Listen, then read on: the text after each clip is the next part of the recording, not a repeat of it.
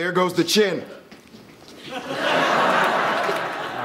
having one of her jazz freakouts. Welcome to MsMojo, and today we're counting down our picks for the top 20 times SNL parodied TV shows. Not yet. And maybe not ever. My magic may not work. This is a real edge-of-your-seat kind of thing. For this list, we're looking at the best sketches that make fun of TV comedies, dramas, and reality shows. SNL has so many great game show sketches like Celebrity Jeopardy that they deserve their own list. Did we forget one of your favorite sketches? Let us know in the comments below. Number 20, the Kim Kardashian fairy tale divorce special on E! Get ready for the latest Kardashian event. Whoopsies, I got divorced. It was only a matter of time until SNL parodied the wild lives of the Kardashians, taking aim at the high-profile marriage between Kim Kardashian and Kris Humphries. This sketch nails the vapid personalities that populate the family show. Kristen Wiig in particular plays Kris Jenner in a performance that's both funny and pretty accurate. I know a lot of people think that Kim got married just to earn over $17 million from the wedding, but that's not true. She also got married for attention. What do I have to do for attention? Kill somebody?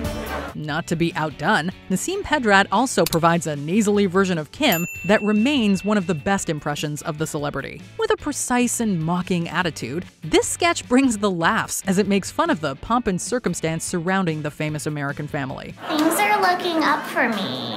I'm single and there's an NBA lockout. Wink. Number 19, Floribama Shore.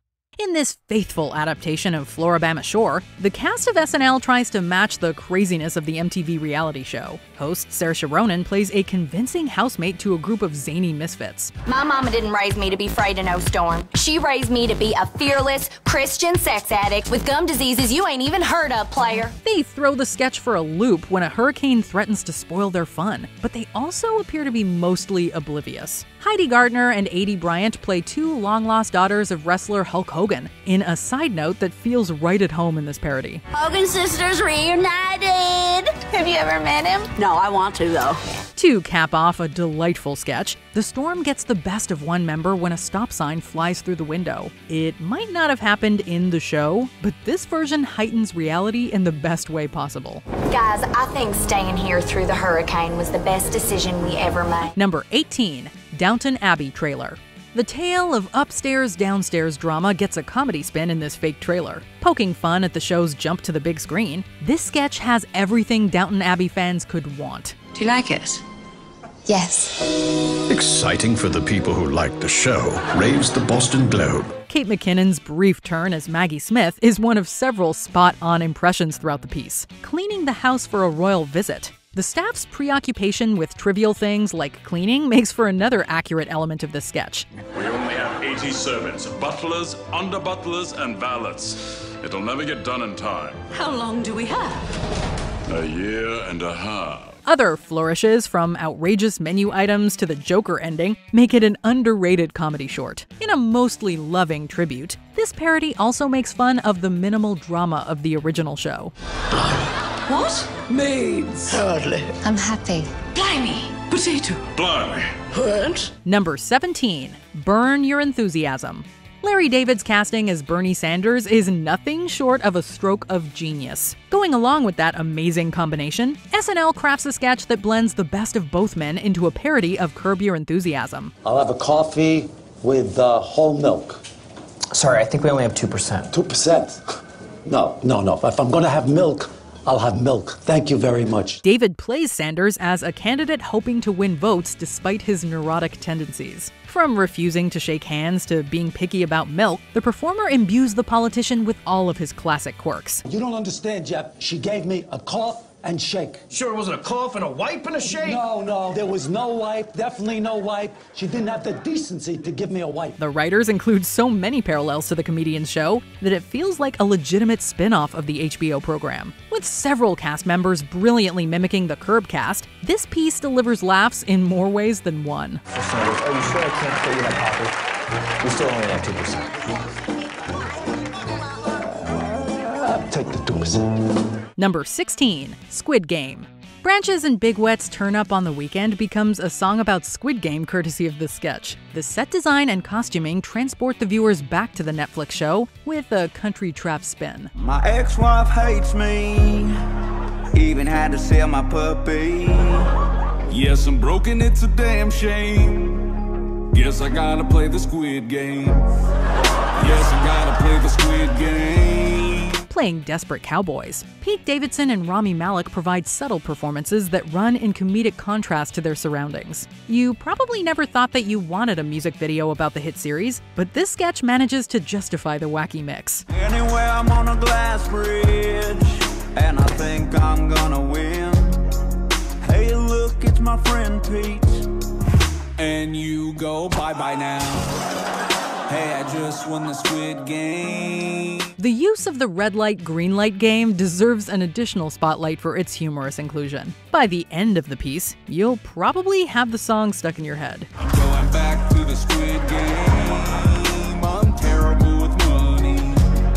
The guards think it's pretty funny that I'm back in the Squid Game.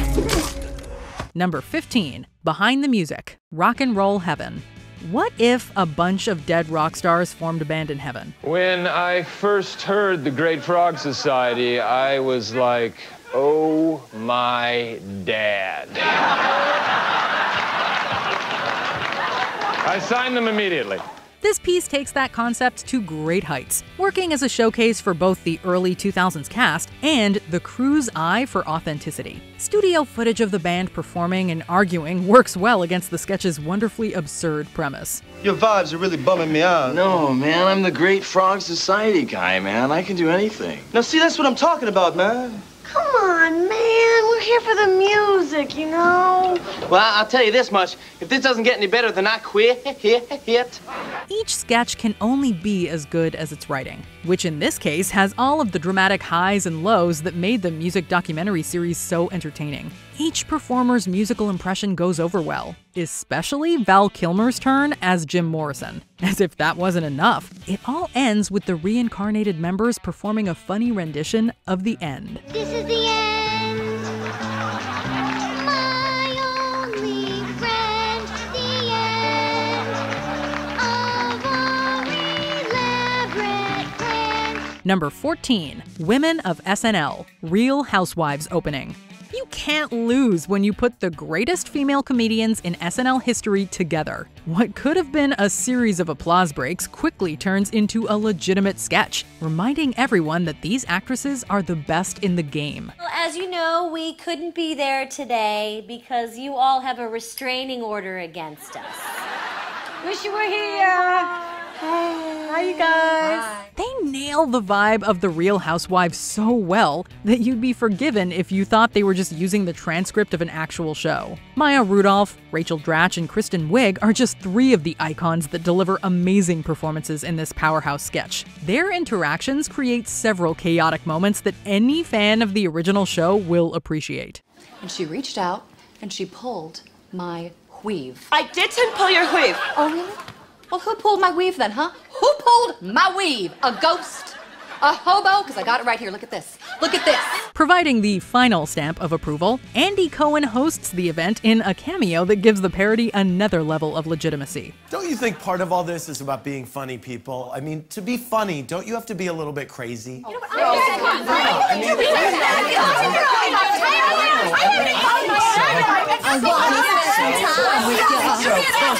be right back. Number 13, The McLaughlin Group. In the McLaughlin Group sketches, Dana Carvey leads a panel of serious pundits with a comical twist. His impression throws the typical political show on its end with his fast-paced delivery. What are the chances of Major continuing Thatcher's alliance with Bush vis-a-vis the Iraqis? Eleanor Clift. I'd say... Mon. Lower, like 5. More tone. 8. Wrong! As the questions come faster, the host takes matters into his own hands as his inquiries become more abstract. The panelists struggle to keep up in an effective parody of self-serious news programming. Issue number 7. What is issue 14 going to be? Some say it will deal with an economic matter. Others believe it will involve Germany. More teeny tiny tabletop. In one of Carvey's many standout performances, he commands the entire format with a self-assured role. You'll want to watch it multiple times to catch all of the nuanced lines from the supporting cast. I think I'm gonna leave, John. Wrong! You can't leave. All the doors are locked from the outside. Next issue. Number 12. The Lawrence Welk Show. Introducing the Maharel Sisters.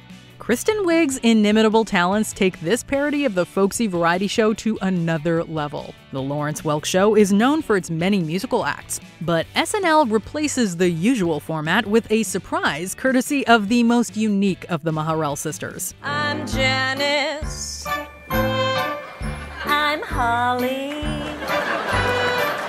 I'm Nora.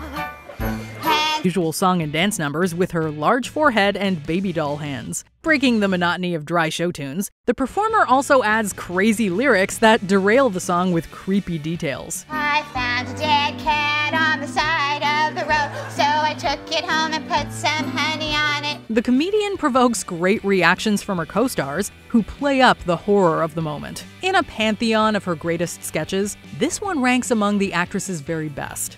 Was her forehead really big, or was I looking through a couple of bubbles? Thank you. Number 11. Homeland. Anne Hathaway channels CIA agent Carrie Matheson in this parody of Homeland. Are you guys talking about me? Why are you talking about me? Oh, hi, Brody. Are you leaving your wife for me yet? I'm just kidding. Preparing for an interrogation, her bosses contemplate whether or not Matheson is ready to interrogate a suspect. Hathaway brings her best Claire Danes impression to the sketch, going for broke as a more manic version of the show's heroine. Her many physical tics and movements throughout the sketch give the audience ample opportunity to laugh. Just look at her. It's like she makes her mouth turn fully upside down. Her eyes seem to be looking 5 directions at once. Parodying the show's complicated relationships and behavior, the writers give the performers tons of opportunities to salute the original show. It is especially fun to watch the actors spend so much time talking about cork boards. She loves her cork boards. Number 10. Stranger Things. Fans of Stranger Things might have a number of questions about the show, especially in regards to Lucas's family situation. It was a little oversight on our part. Whoops. So to nip this one in the bud before the blogs come after us, here's a sneak peek at Stranger Things Season 2. Ooh. This hilarious spoof allows his parents to show up and answer their side of the story. Leslie Jones and Kenan Thompson ground the sketch as they question the many shenanigans that their son has gotten into with his friends. Baby, people who look like us already live in the upside down. Let me put it to you this way, Lucas. You don't have to go looking for scary stuff. It's gonna find you. Their bewildered expressions create a number of funny moments as they clash with the various characters. Bringing in Chief Hopper, the sketch gets another twist as the parents worry about his presence. You don't have to be scared. This is the police chief. We know! It's okay. He's on our side. Yeah, these are some of my closest friends. The 80s sci-fi series will enjoy a ton of added references from the Netflix show. Number 9. Love Island. Fleabag star Phoebe Waller-Bridge helps give this sketch a proper British influence. From the catchphrases to the spray tans, SNL clearly did their homework in recreating this dating game. It's not bad, is it? I look really different without me makeup on because of the contour. The clashing personalities and random hookups all combine to capture the true essence of the show. Waller-Bridge plays one of the trashy castmates with expert precision, choosing a date in one of many accurate and funny jabs at the series. I would like to couple up with a guy who's exactly my type on paper. He's got tattoos, he's got really great banter, he's proper fit, but at the same time, I'd go with anyone, so you. Hi.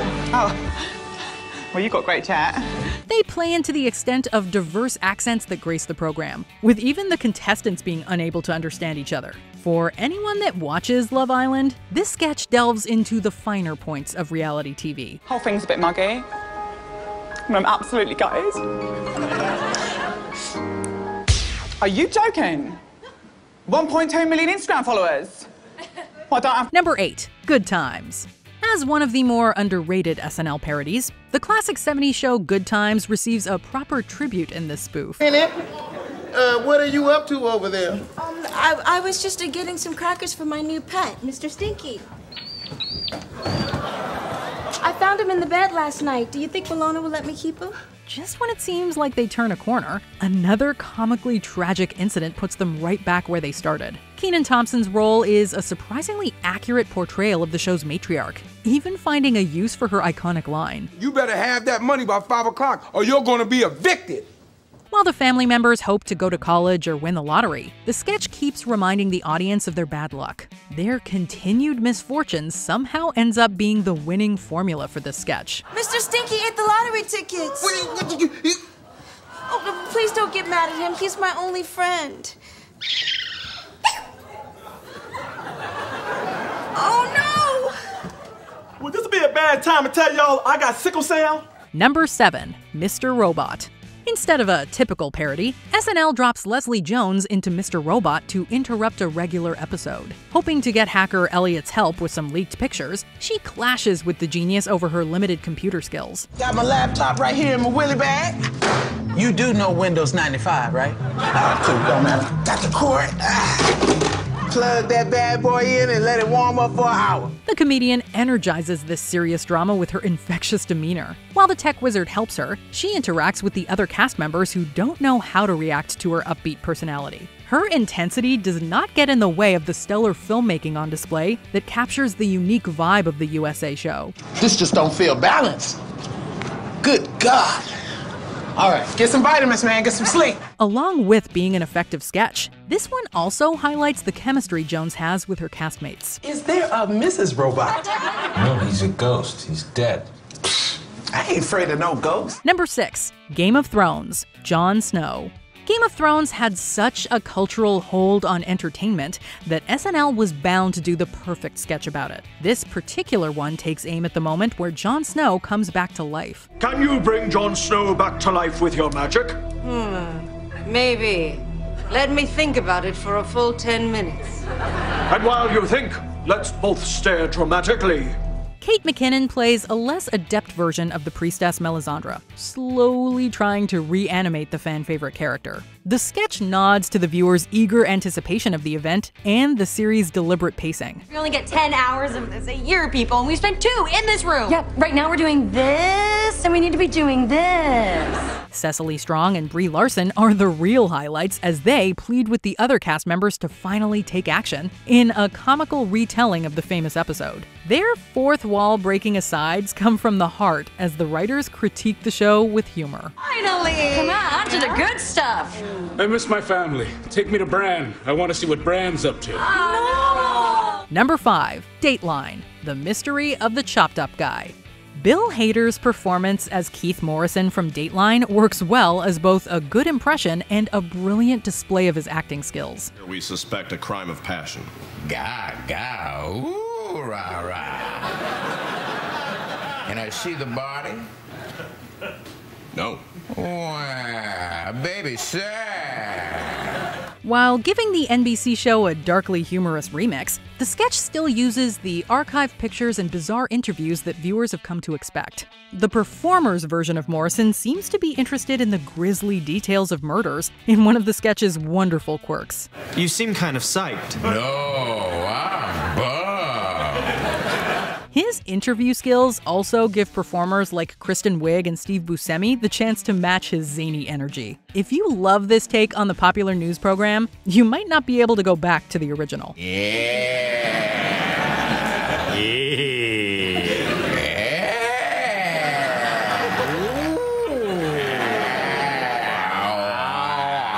Number 4, Star Wars Undercover Boss, Starkiller Base.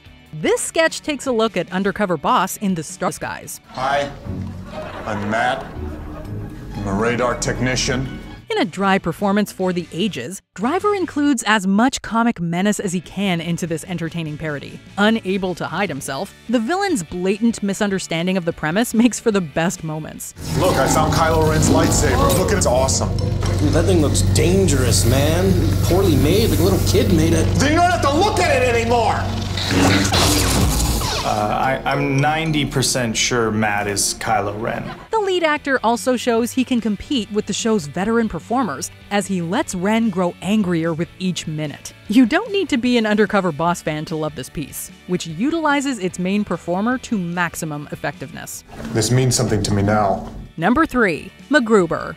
Even if you don't know the show MacGyver, this recurring sketch works best with its concise payoffs. MacGyver? It's a stupid name. MacGyver, pass me that thumbtack. I'd go with the gum wrapper. And I care about what you're saying because... Knowing what will happen at the end makes for added drama and hilarity in equal measure. Will Forte's continuous antics ensure that this sketch will never not be entertaining. With so many variations on the idea, the rotating guest stars carry a peppy spirit to keep each version engaging. Somebody was talking smack behind my back the other day, and, it was very hurtful what they were saying, so... Can we talk about this later? This isn't really relevant right now. Well, actually it is. It was about my job performance, so I'd say it's very relevant right now. His frequent distractions and arguments fuel the silliness of the bomb-diffusing scenes. Among the more popular series of its time, MacGruber received a movie and TV spin-off show that continued his adventures. I'm in. MacGruber. Thank God. Your God can't help you, Jim. But I can. Number 2. The Shooting, aka Dear Sister. The digital shorts turned SNL into a viral sensation in the mid-2000s, with this video being one of the many that connected the show to the internet generation. It's weird because... What you say? After Bill Hader reciprocates Andy Samberg's attack, things get complicated when Shia LaBeouf enters the absurd sketch. By the time Kristen Wiig shows up, the premise turns into a montage of shots. Some people forget this is a parody of a tense moment from the OC Season 2 finale. Is that how this ends?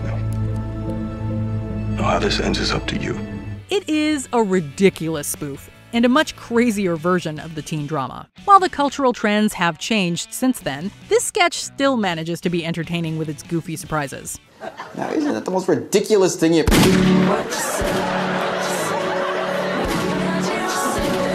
Before we continue, be sure to subscribe to our channel and ring the bell to get notified about our latest videos. You have the option to be notified for occasional videos or all of them. If you're on your phone, make sure you go into your settings and switch on notifications. Number 1. Mr. Robinson's Neighborhood. Eddie Murphy saved SNL in the 80s with recurring characters like Mr. Robinson. His take on Mr. Rogers' Neighborhood parodies the innocence of the original program with a much grittier take. I hope I get to move in your neighborhood someday. The problem is when I move in, y'all move away. Murphy sings and changes his clothes just as Fred Rogers does. But this version has much tougher life lessons to dish out. The comedian proved that he was the shining star of this era with a tour de force performance. Look at all these wallets that Mr. Robinson got today. Isn't that nice? And yet, oh, this one still has some pant leg on it. That's what happens when Mr. Robinson's in the rush, boys and girls. Utilizing a similar set and Rogers' kind tones, the sketch tackles adult issues in a brilliant spoof of educational programming. Playing off of the audience's nostalgia, the sketch guarantees laughter with its subversive look at children's television. Well, let's go check out Mr. Fireski. A very happy tomorrow to you. Do you agree with our picks? Check out this other recent clip from MsMojo. And be sure to subscribe and ring the bell to be notified about our latest videos.